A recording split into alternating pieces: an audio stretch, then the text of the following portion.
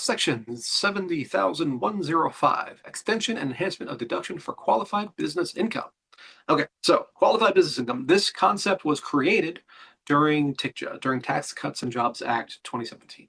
So qualified business income is going to be things that are pass-through income, basically. S-Corps, partnerships, real estate, sole proprietor, farms, all kinds of stuff can be qualified business income. And similar to what we saw with the senior exemption or senior deduction, whatever they're going to be calling it now, is that depending on your filing status, there's a threshold below which you get a flat 20%, and above which you had a phase out period. And once you finish the phase out, then it was fully tested against 50% of wages or 2.5% of assets, which is the UBIA. It's an unadjusted basis. Can't remember what IA stands for, but so that phase out threshold was 50,000 for single, married filing separate, and head of household, and was 100,000 for married filing joint. And or sorry, the phase out range was that. So you hit the threshold, which changed every year.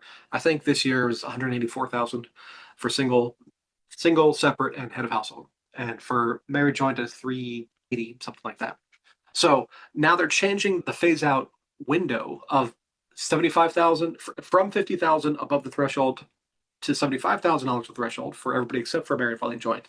And the married filing joint phase out window is going from 100,000 to 150,000, which is useful. Okay, minimum deduction, which is you're going to get a minimum of $400 deductions if you have qualified business income at all, and that's taxable. If you're running losses, then no. But yeah, so you basically have to have at least $1,000 worth of qualified business income. Active trader business, this was a whole thing that was being debated as to, because there are two different categories of what businesses qualify, because there are certain categories which are specified services trader business, SSTBs, and basically that disqualification remains. Accountants, law firms, there's a list of basically people who make a lot of income in typically service businesses that are specified service trader business. They are not going to get QBI treatment if they're over the threshold. And again, they're inflation adjusting, which is great. Cost of living adjustment, section 1F3, yada yada yada. And yeah, so this one begins 2026. So this minimum amount, the phase out threshold, the phase out windows above threshold, and that $1,000 minimum in order to get any QBI, this is going to apply 2026 going forward. Okay,